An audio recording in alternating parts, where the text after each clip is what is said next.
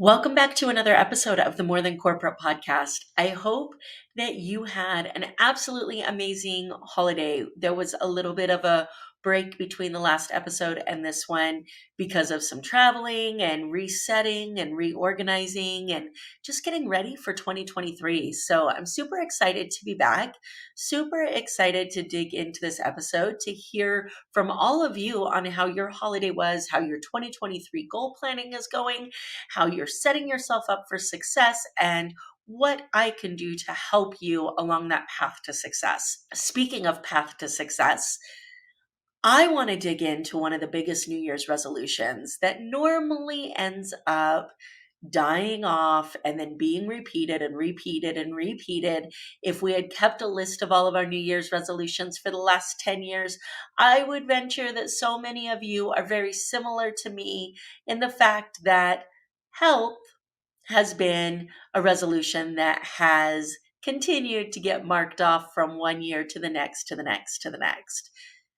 So, what role does health play in success? How are they intertwined? How do we have both?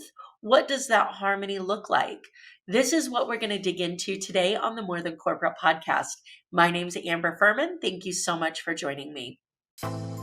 Welcome to the More Than Corporate podcast. I'm Amber Fuhriman, recovering perfectionist and serial accomplisher. If you're anything like I used to be, you've been living your life thinking that if you accomplish enough stuff, you'll finally find the success you've always wanted.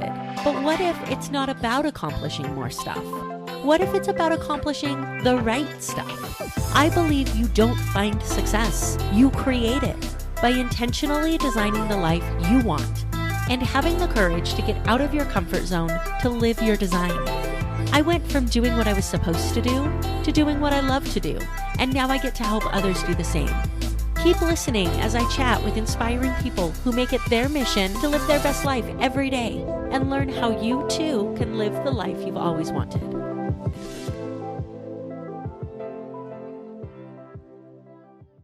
Before we jump into this, I want to remind you that today's episode is brought to you by Success Development Solutions and the Break Your Bullshit Box group coaching program. This is an amazing opportunity to really get that group help that you need. It's the best mixture of that mastermind format where different industries come together with different viewpoints on concerns and challenges to help you be successful, and that group coaching where it's facilitated and led by me to be able to help you reach the success that you want to reach. If this is something that you're interested in, if this is something that you feel like you need to have that accountability and reach that next step in your life and business, then let's have a conversation. You can either comment on the video, you can reach out to me on social media, or you can head over to my website at successdevelopmentsolutions.com, click on that contact button, and click a time that works for you to jump on my calendar. I am really excited to connect with you, hear from you, and be able to help you reach your 2023 goals. With that being said, let's jump into this idea of goals. So think about it. When was the last time that health wasn't on your mind for a goal? I think that, sometimes we fall into this trap of thinking that not everybody deals with this, right? That it's only a concern for people who are struggling with weight loss, or it's only a concern for people who are struggling with medical problems, or it's only a concern for people who are struggling with low energy. But the reality is, almost every single person has goals and increases that they want to make in the area of their health. Where it really differs, which is one of the things that we talk about so much on this podcast, is what health means to each individual person. There was a time in my life when I was obstacle course racing and really active that health meant endurance and longevity and avoiding injury when I was out on the course. Now health may mean having the energy to get through busy and productive days, being able to have the focus and the clarity and the energy that I need to make it through the day. For a bodybuilder, their idea of health is completely different than anything that I've mentioned so far. So before we fall into the trap of thinking that health and success are unrelated, or fall into the trap of thinking that we're the only people or the only demographic of people who struggle with our health, it's incredibly important for us to break down a couple of different things. First of all, what does health mean to you? What is it that you actually want in the area of your health? We often fall into these traps of the next big fad thing. Eat this and you'll have these results. Do this and you'll have these results. And while that's great, there's these mindset challenges that go into all of the things, right? All of the other programs that you may have tried in the past are being completed with the same mindset and the same programming that failed at those. So, what makes this one different, right? Anybody who has jumped from program to program to program knows what I'm talking about. But more than that, like those results that that program claims to get, is that even what you want, right? I saw an incredible video on TikTok a little while ago about a nutritionist talking about why it may not be healthy for women to have a six pack, how we're not necessarily designed for that from a metabolism standpoint. So, this idea of lean, six pack, muscles, weight loss, is that even what you really want out of a health program? Maybe you want more energy. Maybe you want more flexibility. Maybe being able to spend time with your family is the most important to you. So you need something that has the ease and um, lack of a time commitment that somebody who doesn't necessarily have kids to take care of can spend more time cooking at home. So, all of these things, just as when we're talking about professional success, go into this conversation about health success. So, what is it that health actually means to you? What is it that you want to accomplish? What does that completion of that health goal look like to you? What does a healthy lifestyle look like and feel like? What do you experience and see when you're living what you determine to be that perfect image of health? Once we have that, then we can start to have conversations about how we're going to get there. This is the same way that we talk about setting goals in every other area of your life, right? What is it that you want to accomplish? What do we need to do in order to get you there? It's simple. But we make it complicated when we bring in all the noise, all of the advice from all of the gurus and all of the quick fixes and all of the secret pills and the powders and all of the this idea of analysis paralysis where there's so many options that we don't know which one to take, so we don't take any of them. I was just talking with somebody about this today, where I was talking about how much I love the mixture of iceberg lettuce that comes prepackaged, right?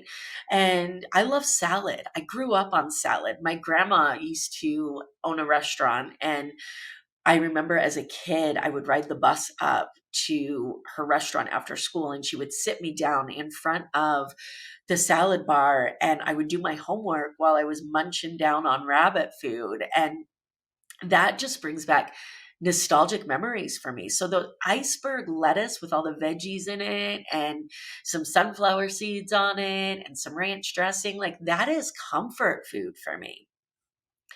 And then when I started going down my nutritional health path 8, 9 years ago, when I really started to dig in, iceberg lettuce was not the most nutritional lettuce that you could have. You should focus on spinach or greens or whatever. And I would try to make this dark green salad, and it just didn't taste good to me. So instead, I would say, oh, I can't have iceberg lettuce. So I'm going to make this salad and I'm not going to eat it because I don't like it. And then I'm going to stop at Burger King on the way home because I'm starving because I didn't eat the shitty salad that I didn't like. Well, would that iceberg salad that they were telling me not to eat have been a better choice? than the hamburger that I got from Burger King? Absolutely. This is what analysis paralysis does to us. It makes it to where there's so many options in front of us that we don't know how to pick one and we don't know how to choose one. And we are so afraid of making the wrong decision that we don't make any decision at all until it's crunch time and we have to make a decision.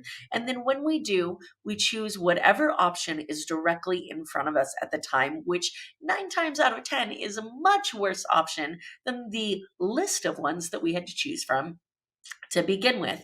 So I remember when I was at a conference maybe 6, 7 months ago, and somebody said to me the difference between Fortune 500 CEOs and the normal entrepreneur is that Fortune 500 CEOs would rather make a wrong decision than no decision, because a bad decision or a wrong decision can be recovered. You can do something else with it, right? You make a decision, you have feedback from that decision, and then you make another decision and you're constantly moving.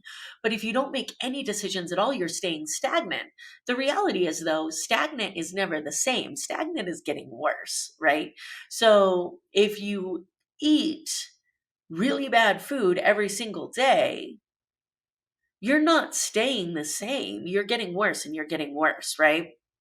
So whoever said that if you're doing the same thing, you're getting the same results was completely wrong. So let me wrap this back up to this idea of health and success. So first of all, it's extremely important that you identify the purpose of wanting to get healthy. What does health look like to you? And that way you can start to set steps to be able to accomplish it. When you set those steps to be able to accomplish it and it comes time to make that decision, it's important to actually make decisions and avoid allowing yourself to fall into that analysis paralysis. What caused this episode? You may be saying, Amber, you've never really talked about health like this before. I was having a conversation with somebody, and it's not the first time that I've heard this. It's not the first time that this topic has been brought up. The question of, can somebody who is unable to achieve success in their health achieve success in their life and business?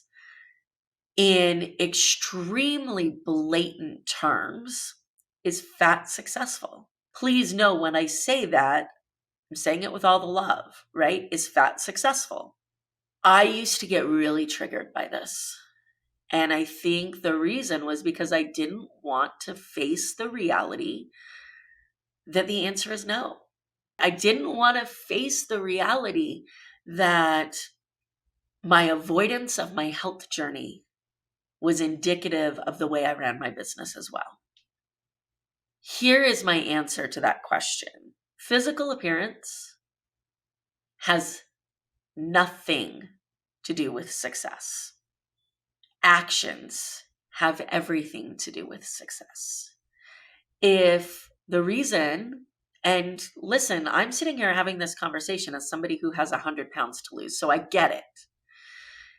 The reality is that how we do one thing is how we do everything. So if we find that we're avoiding things in our health journey, that we are avoiding the difficult decisions, that we're getting caught up with analysis paralysis, that we are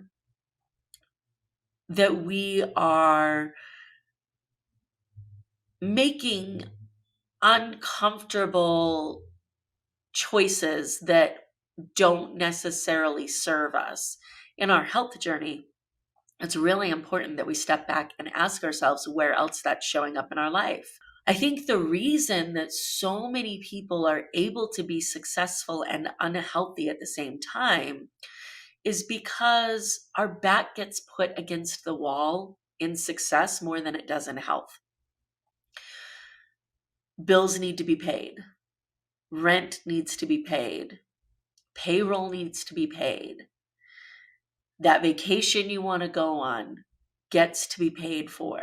Whatever that driving force is for you, or that consequence that you're trying to avoid, whether you're working towards investment, retirement, and travel, or whether you're running away from eviction and homelessness, on a regular basis, we have to make money. So we are more faced with the consequences of our financial success than we are of our health. Unless we are in that category of person that has faced health challenges, then we start to make the changes that are necessary. You know, how often do you hear somebody say that they made changes in their life related to health because a doctor told them that they needed to, or because they got sick, or because they knew that they needed to be around for a new baby that was introduced to their life?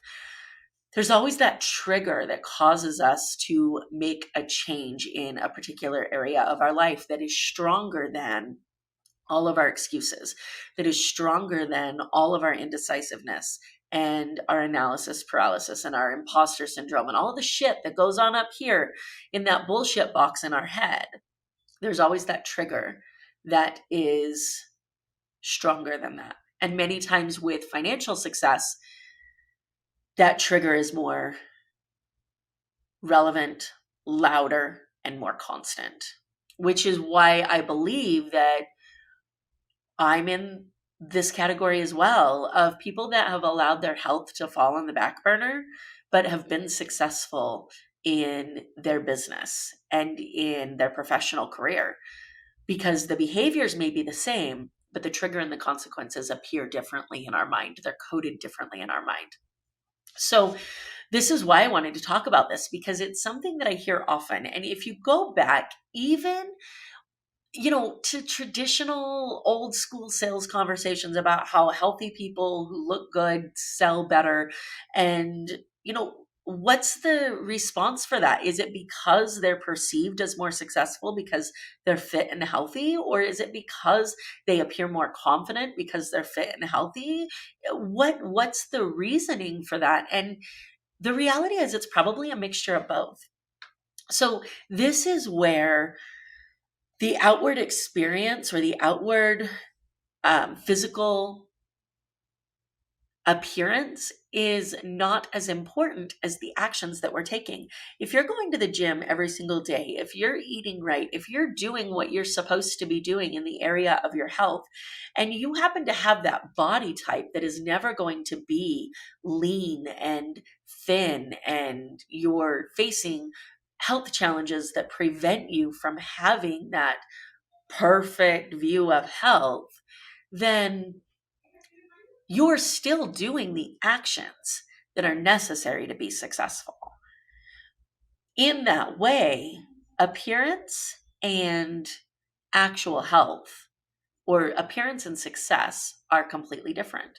So somebody asked me to record this episode because this had been a conversation that they had had as well. The short question is fat successful? And the long answer is yes and no.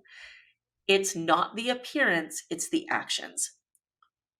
What can you do about it?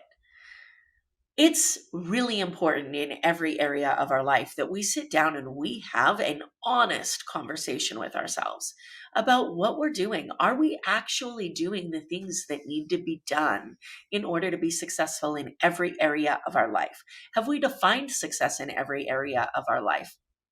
If we can't say yes to those two questions, then we are not going to have the success that we want. If you are somebody that's never asked yourself these questions, I have some resources that are free and available to you. Reach out to me and I'll be happy to provide them to you so that you can start to figure this out and have the success that you want. The reality is your health is so incredibly important. It's important to make sure that you are present for as long as you can possibly be, that you are there for family and friends. It's important to make sure that you have the energy to run your business, to make sure that you are capable of performing the things that you need to do on a day-to-day basis, and then living the life that you want to live. If you don't have the success that you want in your health, then Be honest with yourself. Do you have the success that you want in your business, in your relationships, in your spirituality, in your knowledge? Is your money where you want it to be? And my expectation would be that the answer to those questions is no. You can have a level of success that is outwardly deemed a success to people who are looking at you and still not be where you want to be. And those actions that are preventing you from being successful in your health are the same actions that are preventing you from being as successful as you'd like to be in everything else. So hopefully this has been helpful. If you want the resources that I talked about, please feel free to reach out to me. And always remember that you have the ability to design the life that you want to have, and you owe it to yourself to get out of your comfort zone and live it. So much of that relates to getting out of your head, getting out of your excuses, and breaking that bullshit box. Thank you so much for listening to this episode of the More Than Corporate podcast. If anything that was said during this episode resonated with you or provided value in any way, it would mean the world to me if you would head over to iTunes and leave a rating and review for the More Than Corporate podcast. Thank you so much for taking the time to do that. I'm really looking forward to connecting with you. If you'd also like to connect, I've created a Facebook group that is full of amazing people who also make it their mission to live their best life every single day. If that sounds like something that you're interested in, the name of that Facebook group is Success Center. Head over there, request to join, and I look forward to connecting with you soon.